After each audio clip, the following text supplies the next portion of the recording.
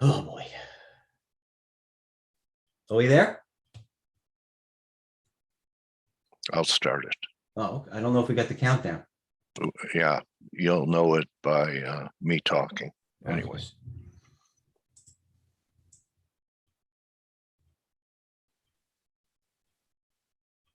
Countdown, Gil, we're live. Hello, everyone. So, Mike. Yes, sir. Michael Venezia.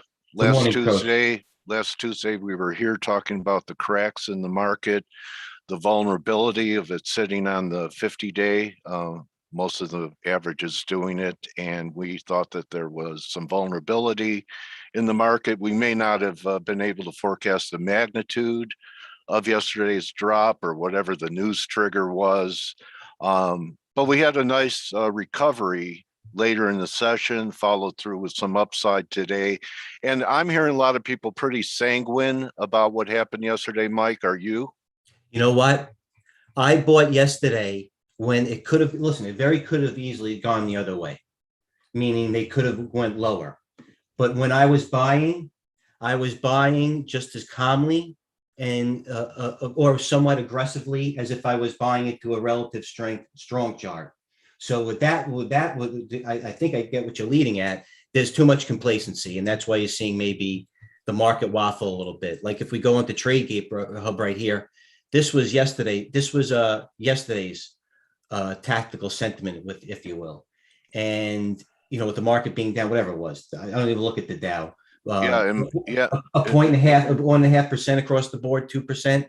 Then that led us to believe to have the most oversold we've had in since July of 21. Actually, that goes back a little further. If you go to the fear and greed index over here, also the S&P future sentiment going back to September of 20, literally a year, and we've gone through a lot. We all know that was the lowest it's been. So the snapback is not surprising. Some stocks are down. These low floaters that have been going up every day. Somebody comes in and sees the market up for 40 handles, if you will, and these low floaters.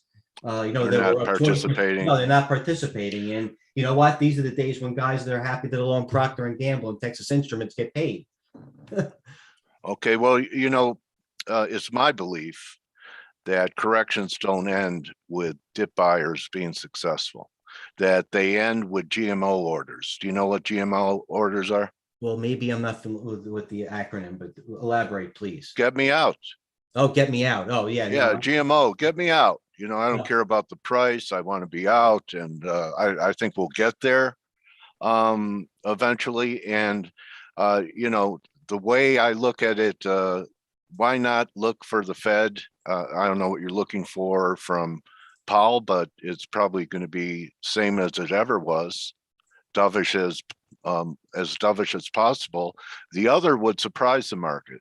So maybe yesterday started a bounce into the Fed, and I would actually look to fade strength in indexes after the Fed, believing that what's happening technically in the market and some of the outside fundamentals, all the pots boiling on the oven right now, that one of them is going to spill over. I don't know if it's going to be China. I don't know if it's going to be a debt ceiling. I mean, as divided as our country is, and this type of acrimony, it is possible we could have a government shutdown. Wow. A lot of people don't think that'll happen, but it could happen. No, I understand that. That's, I'll, as they say, I'll leave that to the professionals. I'm just looking at where the market stands in terms of catalysts. We went through earnings season. As you said, there's a lot of Fed speak out there, and with the market at these levels, and the way the market is absorbing it as we speak, leads me to believe that there's very few, if any, catalysts that would propel it to the upside in the short term. Long term, I happen to agree as well. And I'm not an old bear. As you know, I'm fun. I stay mixed a lot, if you will. Yes. But I'll just tell you something. What I'm seeing is, as opposed to this week or even last week to a degree, the indices were a lot weaker. The stocks were a lot stronger than the indices. That's flipped. The indices right now are a lot stronger than the stocks. And I believe that the stocks lead the indices, correct? So that doesn't make me believe, make me be very bullish right here. And there are, 6 to 8 stocks that everybody is tripping all over, and those Apple, stocks have the come in. fangs. Yeah, like Apple from 158. I see the chart up here. We gapped up and they're trying to fill the gap, but the move was from 158 on Apple to where we are now already. That's a lot of market cap wiped out. I think 130 is viable in it. So Absolutely. Uh, and what I'm also saying is these, you just have to look at how the leaders are doing. And I'm looking at the VIX made a move like that. And yeah, the VIX to me doesn't, the VIX has to be, in order for fear, the VIX has to be at least 30 for me. In yeah, order that's a breakout. It's failed from 30 so many times if you want to show the chart. But or if you want to see on Unity software, that's a hell of a gap that we had on Unity software. Was that an earnings gap, Mike? Yes, it was. Yes, it was Okay. an earnings gap. You want to see an important earnings gap that was never filled, and maybe Unity will do the same thing, pull up Amazon. Yeah, I will right here. Okay, Yeah, I so agree. Go ahead. so we had an earnings gap. The market attempted to fill it, was unable to fill it, and looks like it's rolling over again. So any sectors, if we go through a correction, a lot of people believe the cyclicals will hold up better if we enter like a stagflationary environment. But they say you could own the best stock in a bad market and it doesn't matter. No, I Do know. you agree with that? No, I agree, and that's when you have to be even more disciplined as a trader. That's when I don't care if it's Alcoa or Apple, or even something more aggressive like Roblox or Roblox. But that's when you get into trouble, because that's when your trades turn into positions, and then you're at the mercy of the market. You don't even care about price action anymore. You know what I mean? Yes. Yeah, So Mike, I've been watching, and on my streams, I was looking for a break in gold to about 1750, 1740 for a possible right shoulder. right. And sometimes miners will trade like gold, and Uh-huh. sometimes they'll trade like stocks. Normally on downdrafts, even if gold's higher, there'll be pressure on the miners. But gold has reversed pretty good from it's really about 25 bucks. And I'm wondering if you're seeing anything. They're very out of favor right now. Bullish sentiment, even though gold has rallied, it's like under 20, that would be considered a buy in stocks. That would be too bearish.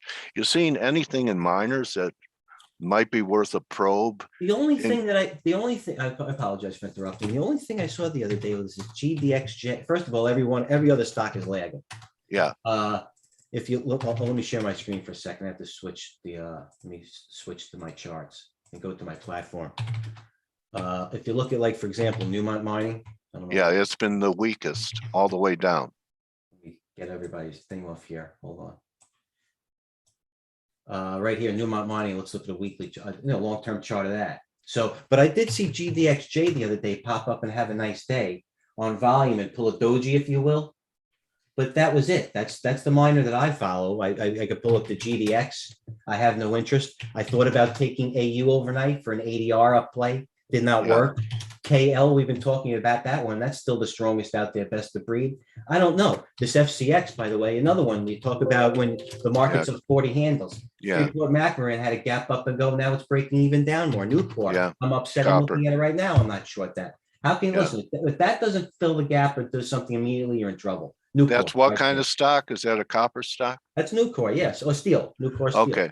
Okay. So yeah, there's definitely a difference between anything that is an industrial metal compared to a precious metal. And even Absolutely. silver is weak because it's more of an industrial, even though it is also a precious metal. But the gold, the bullion actually put in a pretty nice reversal yesterday. Well, So, the key, my bailiwick is currencies. The key is going to be what happens to the dollar here.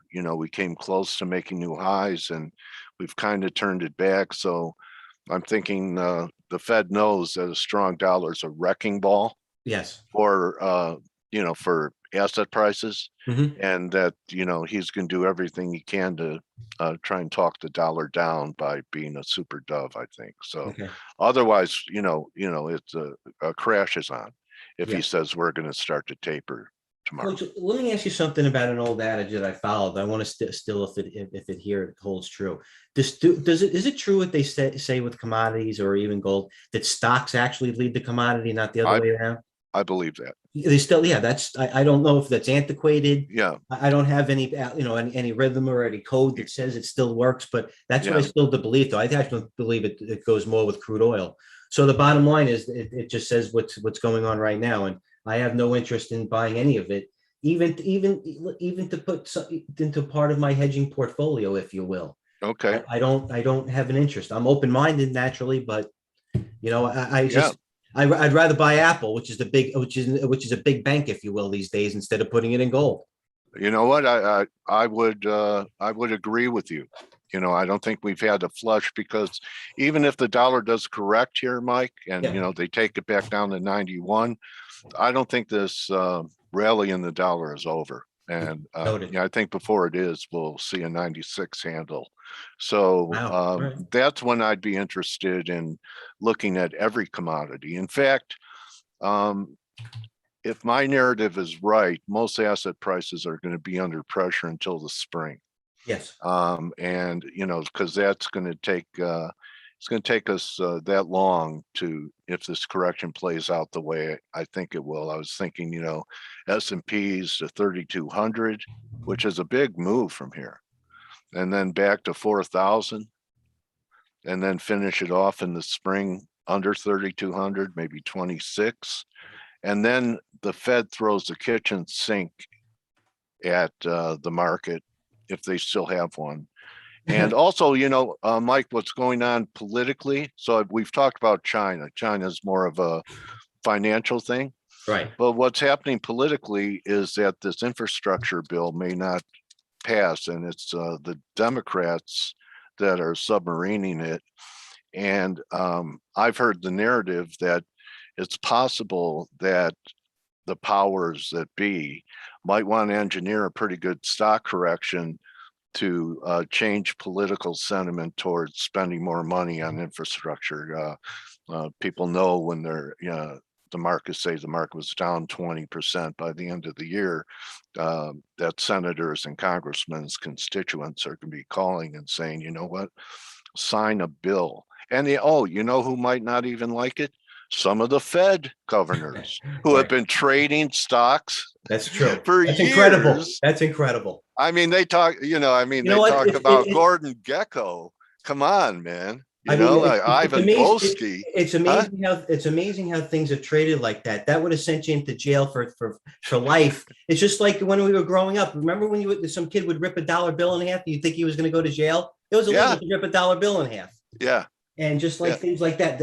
Well, now you can do whatever you want with the So dollar, what? I literally. mean, the playing field, they don't even need to look at a chart Unbelievable. or do any work. Anyway, what an unlevel playing field. They talk about, and they're concentrating, the SEC is concentrating on paying for order flow, when the Fed and Congress are trading on inside information that would make Bobby Axelrod look like a choir boy. No, I understand though. You But know who Bobby is, right?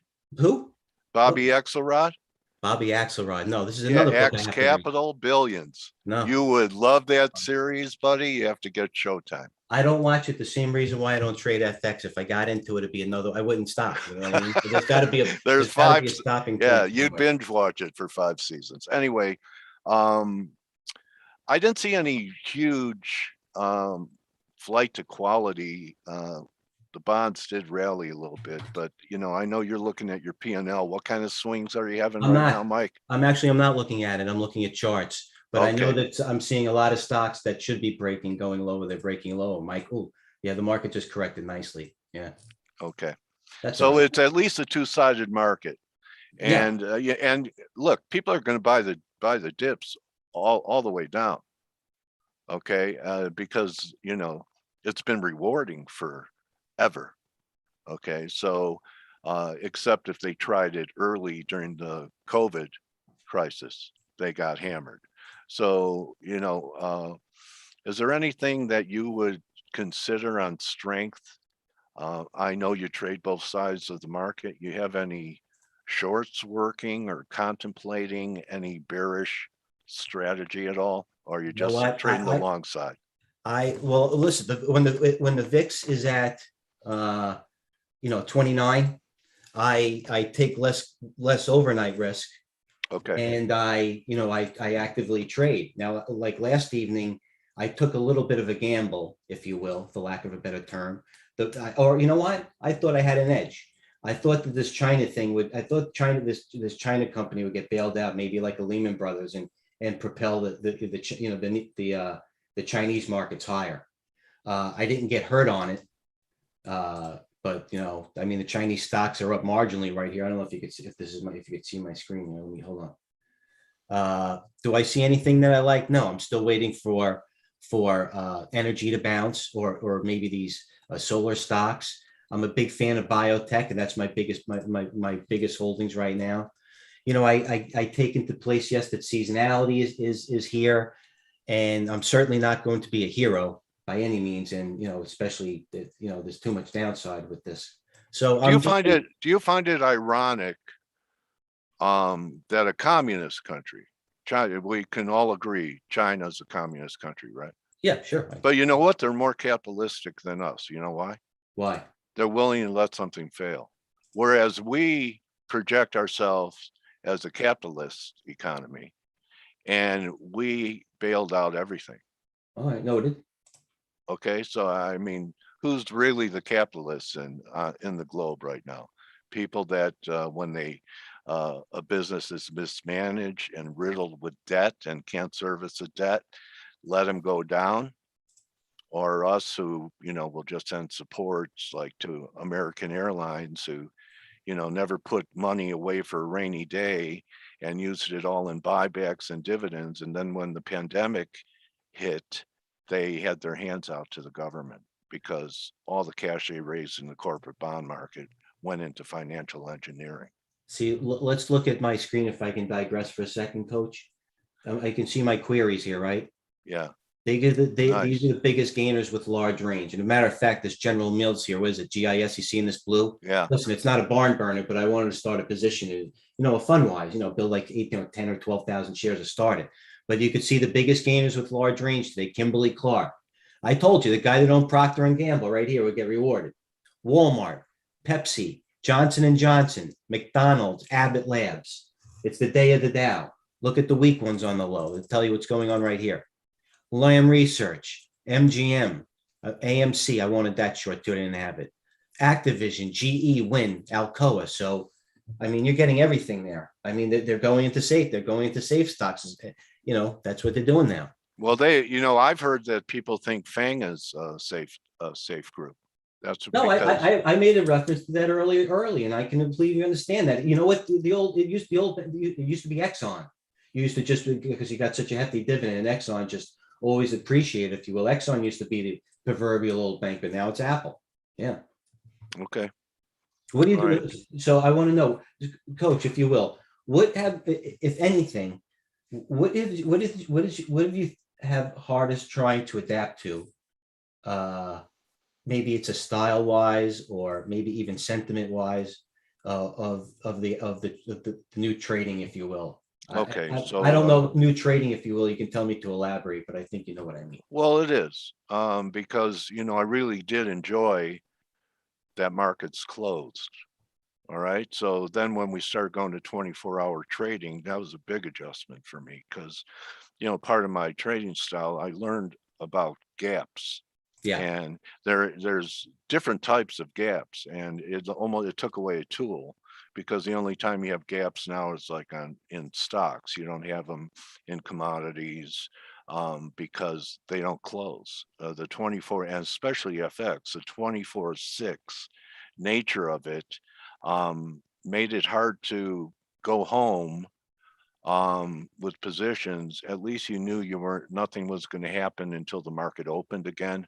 Now you go to sleep and you wake up in the morning and the world could have changed. No, without you being there. So to me, that's the biggest challenge in the modern era, is a 24-hour nature. To me, as far as trading, nothing has changed for me except that maybe I've gotten better surrounding myself with good traders like you I appreciate that. and others that I work with. And in fact, that's a coaching tip. Yeah, Um, uh, it's also Find good a traders. golfing tip. Yeah, find good traders and hang out with them Yeah, and yeah, and pick their brains. You don't know how generous a lot of traders are because they remember what they went through. You remember what you went through, and you would love to help people avoid stepping on the same landmines that you did. And you can't learn experience, right, Mike? It only happens by living, time passing, and surviving. it is. That's experience. But you know what? You can learn from the experienced. Yes, you can. So With all it takes is passion and passion and experience. And well, I guess we will pontificate because we have both. That gets you along. That you'll be okay from there. That's all you need. okay. So anything you're seeing right here mid-session, you do anything special on Central Bank Day? I know last Central Bank Day, I sent you a video of me singing Kentucky Rain. Right. I'm still Um, having. I'm uh, still having. I'm still having trouble sleeping. But thank you.